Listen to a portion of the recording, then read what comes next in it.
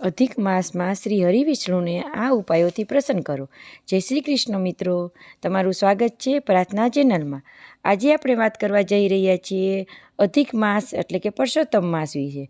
પુરુષોત્તમ માસ ચાલી રહ્યો છે મિત્રો, તો આપણે અમુક એવા ઉપાયો છે જે ઉપાયો કરવાથી ભગવાન વિષ્ણુ આપણા ઉપર તેની કૃપા હર હંમેશ રહે। તો આજના વિડીયોમાં આપણે એ ઉપાયો જાણશું, પરંતુ વિડીયો શરૂ કરીએ તે પહેલાં જો તમે અમારી ચેનલને સબસ્ક્રાઈબ ના કરી હોય તો હમણાં જ કરી લો, અને વિડીયો પસંદ આવે તો લાઈક અને શેર કરવાનું ભૂલશો નહીં। તો મિત્રો, આ અધિક માસમાં ભગવાનને પોતાનું નામ આપ્યું અને તે બન્યો પુરુષોત્તમ માસ। આ માસમાં ભગવાન શ્રી હરિવિષ્ણુનું દર્શન, ધ્યાન, પૂજા વગેરે કરવાનું વિશેષ મહાત્મ્ય છે। જ્યોતિષશાસ્ત્રમાં શ્રી હરિવિષ્ણુ સાથે સંબંધિત વિવિધ ઉપાયો જણાવવામાં આવ્યા છે, જે સુખ શાંતિ આપશે અને તમારું સૂતેલું ભાગ્ય પણ ચમકાવશે। ભગવાન વિષ્ણુને સૃષ્ટિના પાલનહાર માનવામાં આવ્યા છે, જે જીવનમાં આર્થિક તંગી, માનસિક અશાંતિ, નોકરી ધંધાના અવરોધ કે વૈવાહિક જીવનમાં કલેશ ચાલતો હોય તો ભગવાન વિષ્ણુની આરાધના સર્વશ્રેષ્ઠ ફળ આપનારું નીવડે છે।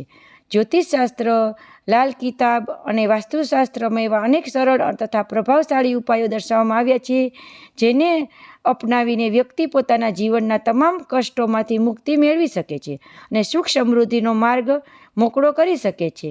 તો આપણે ચાલો જાણીએ આ ઉપાયો। ગ્રહ દોષ નિવારણ માટેનો ઉપાય। જ્યોતિષશાસ્ત્રમાં ભગવાન વિષ્ણુને સંબંધિત મુખ્ય બૃહસ્પતિ ગ્રહ સાથે છે। ગુરુ ગ્રહ ભાગ્ય, જ્ઞાન, સંતાન, ધન, વિવાહનો કારક માનવામાં આવે છે। જો કુંડળીમાં ગુરુ નબળો હોય તો વ્યક્તિના જીવનમાં દરેક ક્ષેત્રમાં સંઘર્ષ કરવો પડે છે। ગુરુ ગ્રહની મજબૂતી માટે આપણે ગુરુવારનું વ્રત અને પૂજા। ગુરુવારે સવારે વહેલા ઉઠી સ્નાન કરી પીળા વસ્ત્રો ધારણ કરવા, ભગવાન વિષ્ણુ અને માતા લક્ષ્મીજીની સંયુક્ત પૂજા કરવી। પૂજામાં પીળા ફૂલ, ચણાની દાળ, ગોળ અને હળદર અર્પણ કરવા। કેળના વૃક્ષની પૂજા। શાસ્ત્રો અનુસાર કેળાના વૃક્ષમાં ભગવાન વિષ્ણુનો વાસ હોય છે। ગુરુવારે કેળાના વૃક્ષને મૂળમાં જળ ચડાવવું, હળદરનું તિલક કરવું અને શુદ્ધ ઘીનો દીવો પ્રગટાવવો। ધ્યાન રાખો કે વ્રત કરનારે આ દિવસે કેળા ન ખાવા જોઈએ। મંત્ર જાપ। વિષ્ણુ સહસ્ત્ર નામનો પાઠ કરો, એ કુંડળીના તમામ દોષોનો શાંત કરનારો રામબાણ ઇલાજ છે। આ સિવાય દર ગુરુવારે ઓમ નમો ભગવતે વાસુદેવાય મંત્રની 108 વાર માળા કરવી જોઈએ। પીળી વસ્તુનું દાન।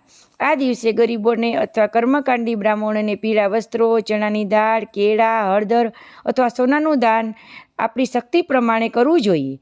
કુંડળીમાં ગુરુ બળવાન બને છે અને ભાગ્યોદય થાય છે।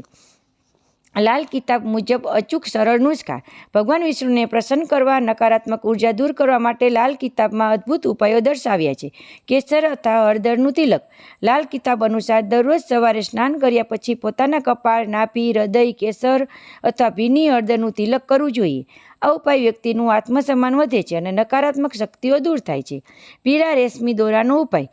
જો લાંબા સમયથી કોઈ કામ અટકતું હોય તો ગુરુવારે ભગવાન વિષ્ણુના ચરણોમાં એક પીળો રેશમી દોરો અર્પણ કરો। પૂજા પછી આ દોરાને જમણા હાથના કાંડા પર, મહિલાઓએ ડાબા હાથ પર બાંધી દેવો જોઈએ। મંદિરમાં ચણાની દાળ અને કેસરનું દાન। સતત 8 કે 11 ગુરુવાર સુધી કોઈ ધાર્મિક સ્થળ કે મંદિરમાં જઈ ચણાની દાળ અને કેસરનું દાન કરવું। આ ઉપાયથી દેવામાગથી મુક્તિ મળે છે અને અટકેલા નાણાં પાછા આવે છે। પીપળાના વૃક્ષને જળ ચડાવવું। ગુરુવારે સવારે પીપળાના વૃક્ષને જળ અર્પણ કરવું, કારણ કે ગીતામાં ભગવાન વિષ્ણુને સ્વયં વૃક્ષનો પીપળા કહ્યા છે। જળ ચડાવ્યા બાદ પીપળાને 7 પરિક્રમા કરવી જોઈએ। વહેતા પાણીની સામગ્રી પ્રવાહિત કરવી તે આપણે જાણીએ। લાલ કિતાબમાં વહેતા પાણી કે નદી, નહેરમાં વસ્તુને પ્રવાહિત કરવાથી ઉપાયોને ખૂબ ઝડપથી અને ચમત્કારિક માનવામાં આવે છે। વહેતું પાણી નકારાત્મક ઉર્જા અને કષ્ટોને પોતાને વહાવી દે છે। ભગવાન વિષ્ણુ સાથે સંબંધિત અશુભ અસરોને દૂર કરવા માટે મુખ્ય ઉપાયો આપણે જાણીએ। ચણાની દાળ વહાવી। જો કોઈ વ્યક્તિની કુંડળીમાં ગુરુ ગ્રહ ખરાબ અથવા ઘરમાં બેસીને અશુભ ફળ આપી રહ્યું હોય અથવા ભાગ્ય સાથ ન આપતું હોય તો સતત 7 ગુરુવાર સુધી એક મુઠ્ઠી ચણાની દાળ વહેતા પાણીમાં, શુદ્ધ પાણીમાં પ્રવાહિત કરવી। પીળા ફૂલ અને હળદરની ગાંઠ। નોકરીમાં પ્રમોશન ન મળતું હોય, વ્યવસાય ઠપ થઈ ગયો હોય તો ગુરુવારે સૂર્યાસ્ત પહેલાં અથવા હળદરની 5 ગાંઠ અને થોડા પીળા ફૂલ વહેતા પાણીમાં વિષ્ણુ ભગવાનને સ્મરણ કરી વહાવી દેવા। આ ઉપાયથી પ્રગતિના માર્ગમાં આવતા અવરોધો દૂર થાય છે। નારિયેળ અને બદામનો ઉપાય। જો ઘરમાં રાહુ, કેતુ અથવા શનિ નડતો હોય, માનસિક તણાવ રહેતો હોય તો ગુરુવારમાં પાણીવાળું નારિયેળ અને થોડી બદામ ભગવાન વિષ્ણુના મંદિરે ચડાવી ત્યારબાદ તેને નદીના વહેતા પાણીમાં પ્રવાહિત કરી દેવું। આનાથી ઘરના સભ્યો પર આવી પડેલી આફતો ટળે છે. રત્નો ઉપચાર.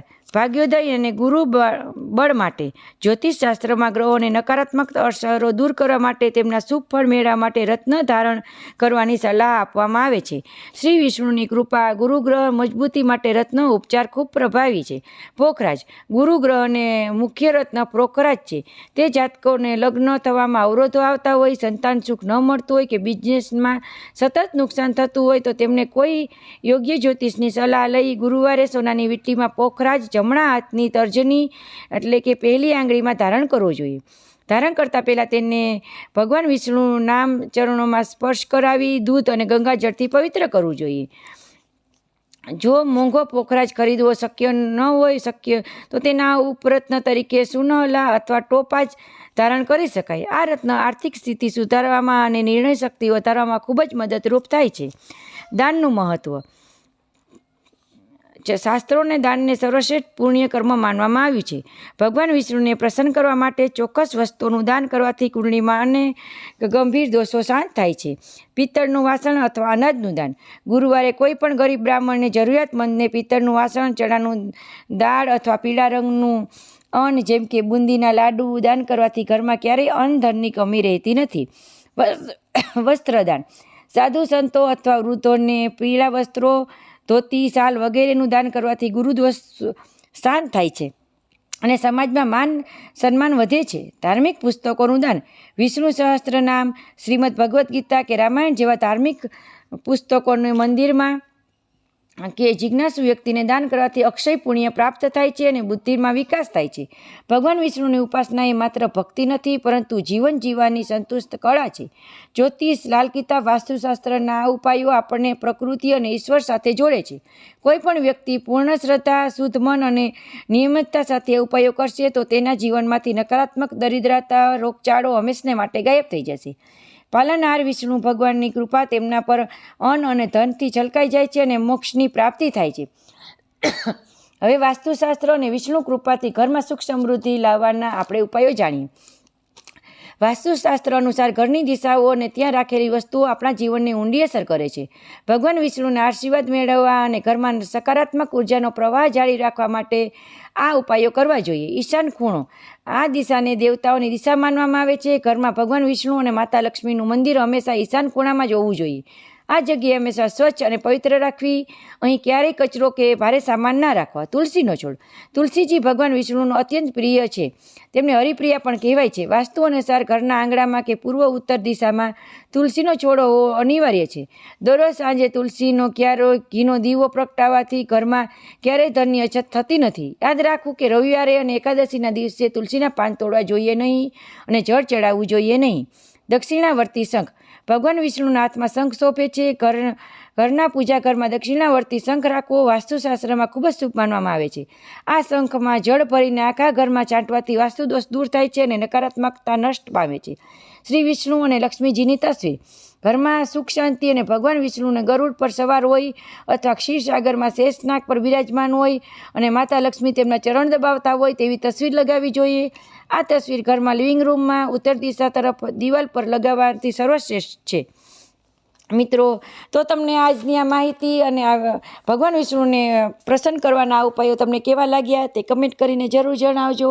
અને આવા જ આધ્યાત્મિક વિડીયો જોવા માટે અને સાંભળવા માટે હંમેશા પ્રાર્થના ચેનલ સાથે જોડાયેલા રહો. બેલ આઇકન જરૂરથી દબાવો જેથી આવતા નવા વિડીયો સૌપ્રથમ તમને મળી શકે. જય શ્રી કૃષ્ણ. જય માતાજી.